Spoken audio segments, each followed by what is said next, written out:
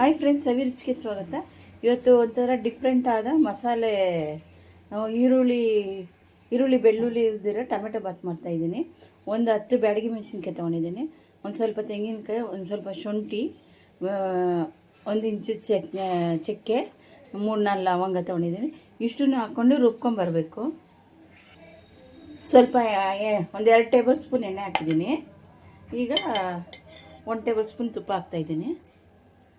ಒಂಥರ ಡಿಫ್ರೆಂಟಾಗಿ ಮದುವೆ ಮನೆಯಲ್ಲೆಲ್ಲ ಮಾಡ್ತಾರೆ ನೋಡಿ, ಟೊಮೆಟೊ ಬಾತ್ ಅಷ್ಟೇ ರುಚಿಯಾಗಿರುತ್ತೆ. ಒಂದು ಚಕ್ಕೆ, 3-4 ಲವಂಗ, 1 ಏಲಕ್ಕಿ, ಒಂದು 2 ಹಸಿಮೆಣಸಿನ್ಕಾಯಿ ಹಾಕಿ ಒಂಚೂರು ಫ್ರೈ ಮಾಡ್ತೀನಿ. ಒಂದು ಟೊಮೆಟೊ, ಒಂದು 4 ಟೊಮೆಟೊ ತೊಗೊಂಡಿದ್ದೀನಿ. ಈ ಥರ ಉದ್ದ ಕಟ್ ಮಾಡ್ಕೊಂಡಿದ್ದೀನಿ.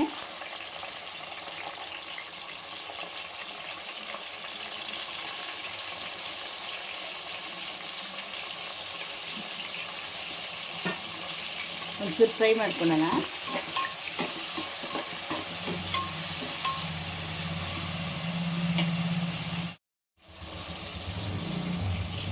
ಕಾಲು ಟೀ ಸ್ಪೂನ್ ಅರಿಶಿನ ಹಾಕ್ತಾಯಿದ್ದೀನಿ.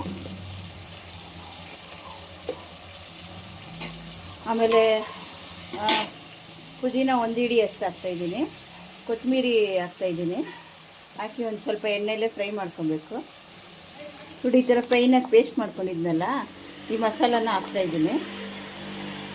ಬ್ಯಾಡಗಿ ಮೆಣಸಿನ್ಕಾಯಿ, ಸ್ವಲ್ಪ ತೆಂಗಿನಕಾಯಿ, ಚಕ್ಕೆ, ಲವಂಗ ಹಾಕಿ ರುಬ್ಕೊಂಡಿದ್ದಲ್ಲ, ಶುಂಠಿ ಸ್ವಲ್ಪ, ಅದನ್ನು ಹಾಕ್ತಾಯಿದ್ದೀನಿ. ಉಪ್ಪು ಹಾಕ್ತಾಯಿದ್ದೀನಿ, ರುಚಿಗೆ ತಕ್ಕಷ್ಟು ಉಪ್ಪು. ಈಗ 2 ಗ್ಲಾಸ್ ಅಕ್ಕಿಗೆ 4 ಗ್ಲಾಸ್ ನೀರು. ಇದು ನೋಡಿ, ಅಕ್ಕಿ ಒಂದು ತೊಳೆದಿದ್ದೀನಿ. ಈಗ ಇದು ಎಣ್ಣೆಲ್ಲ ಸ್ವಲ್ಪ ಫ್ರೈ ಮಾಡ್ಕೊಳ್ಳೋಣ. ನೋಡಿ, 2 ಗ್ಲಾಸ್ ಅಕ್ಕಿಗೆ 4 ಗ್ಲಾಸ್ ನೀರು ಹಾಕ್ತಾಯಿದ್ದೀನಿ. ಕುಕ್ಕರ್ ಬುಸ್ತಾ ಇದ್ದೀನಿ, 2 ವಿಸಿಲು.